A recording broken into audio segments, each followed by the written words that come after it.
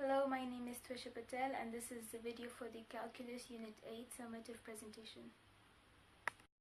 So this is Unit 7, which is Application of Vectors, and in here I've chosen topic 7.7, which is application of the dot product and the cross product. So the first application is the physical application of the dot products.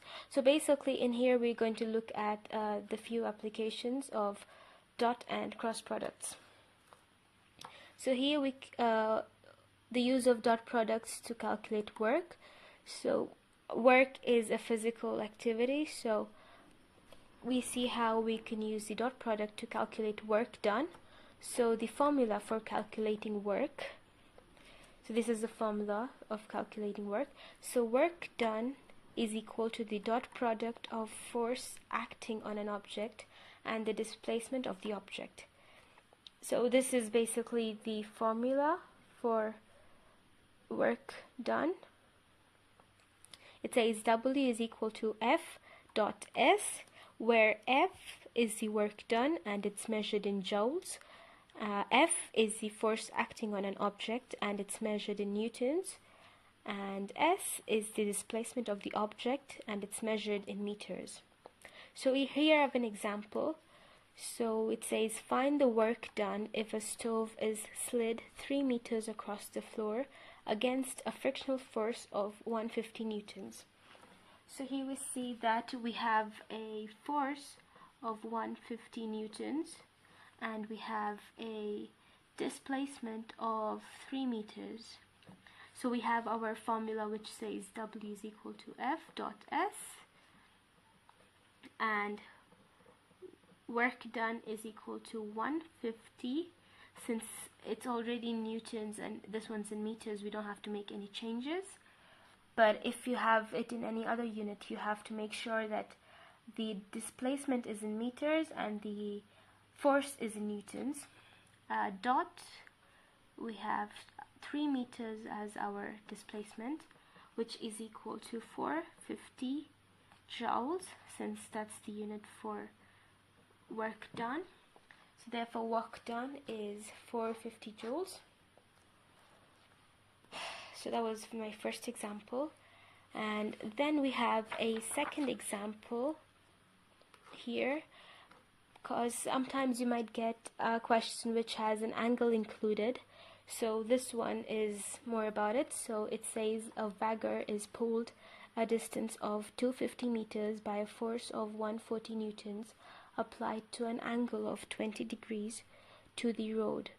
Find the work done. So here we're gonna use the same formula for work done, but we first have to calculate the force because it's being applied at an angle. So for that we have something called F cos the theta, which would be our degree over here, angle. So force is 140 newtons, and we multiply this by cos the theta degree, which is 20 in this case. So this would be our force for the formula, and we have our displacement as 250 meters, so we don't have to make any changes to it. So basically I'll just show you a diagram. So it was, we can say that it's more like this is our distance. It started from here, so we have it moved 250 meters, and this is the force being applied at an angle of 20 degrees. So this is basically 140 newtons. So this is how it might have looked. So moving on to our formula. So now that we have our force and we have our displacement, all we got to do is substitute them in F and S. So we have work done is equal to 140 cos 20 degrees dot 250. So work done will be 32889.24 joules. So this is how this is how you calculate the work done if there is an angle included. So you basically just multiply it this way with cos theta, which is the degree that will be given, and you simply use the original formula to find the work done. So next here we have the physical applications of cross product. So cross product can be used in the force that involves rotations or turnings. So basically here I have a diagram. So the cross products are basically where there is a specific point from where it might be rotating. It might rotate 360 degrees or even more.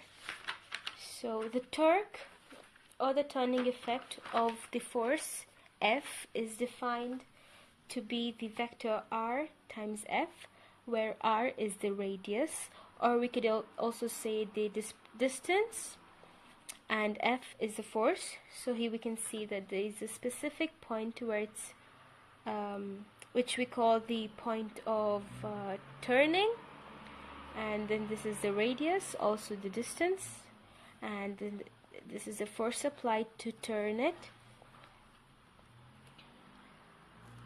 So the magnitude of the torque, is the product of the magnitude of the force, which is here, and the magnitude of the distance, d.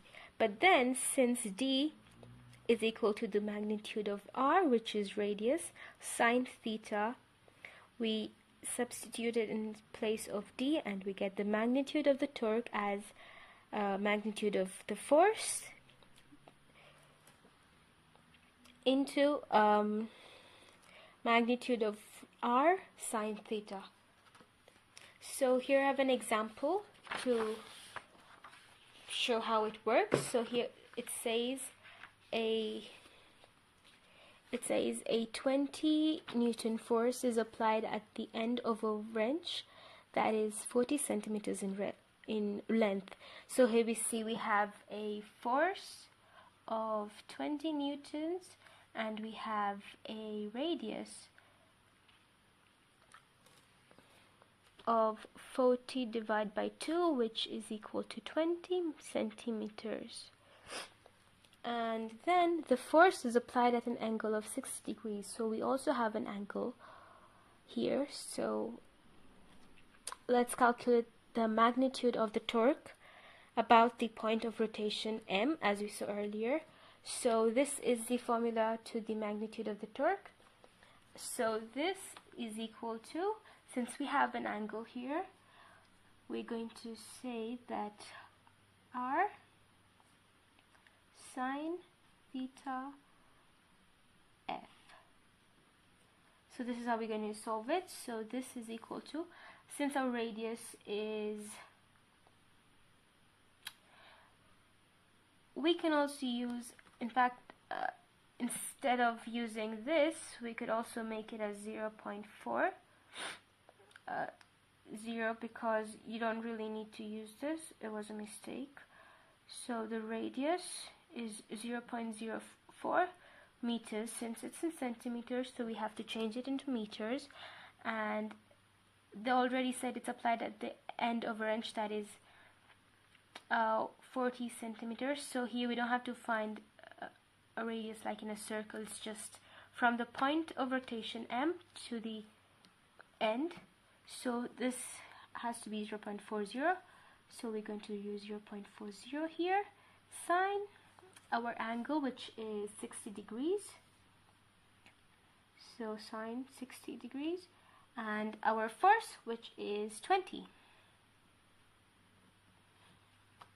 So this is equal to 6.93 joules. So this is our magnitude of the torque. So next we're going to look at the geometric application of cross product.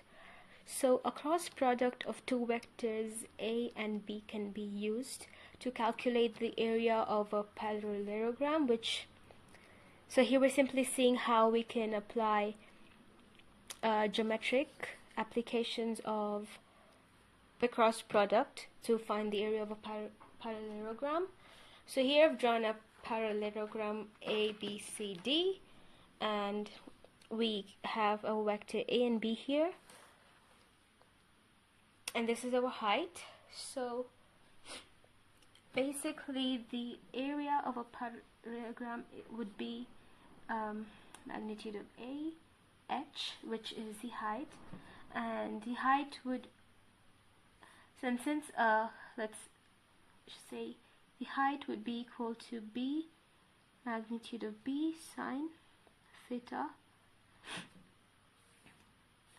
So here, if we substitute this in place of h, we would have A magnitude of A into magnitude of B sine theta. So if I open up the bracket, we'll just have magnitude of A magnitude of B sine theta. So this would be the area of the parallelogram if we to use the cross products, and the theta would be the angle between the vectors, so basically would be this angle here over here. So this also proves that it's very similar to A times B.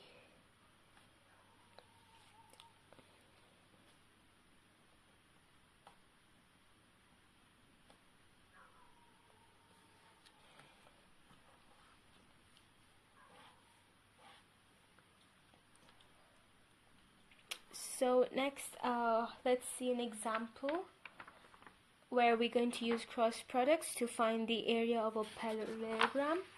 So here I've picked out an example. So it says, determine the angle of the parallelogram by the vectors P, which is 1, 5, 6, and Q, which is 2, 3, and negative 1. So here we can first find the cross product. So we all know that cross product has its own formula. So let me write down that first. So we have A. So for easy example, let me state them here. We have, this is going to be our A1, A2, A3, and this is our B1, B2, and B3. So here we have A2, B3 minus A3, B2. And then we have our second one, which is A3, B1 minus A1, B3. And then we have the third one, which is A1, B2 minus A2, B1. So this is the formula for the cross product. So we're first going to find the cross product of P and Q here. So I'll write it down. We have our A2, which is 5. We'll open the bracket. 5 into B3, which is negative 1. So you have negative 1 minus A3, which is 6, into B2, which is 3. And that's how we basically write the other two. So here I filled out the rest and solved it further. So here we get negative 5, here we get negative 18. So we put that in a bracket. So when we solve this out, we get negative 23. Oh, okay. And here we have 12, which is 6 into 2, minus negative 1 into negative 1, which would give us a 1. It's a bit congested over here, but it's over here. So here we get 11, because it's 12 minus 1. And then lastly, we have negative 3 minus 10, which will give us a negative 13. So this is the cross product of P and Q. So we're going to use this to determine the area of the parallelogram. So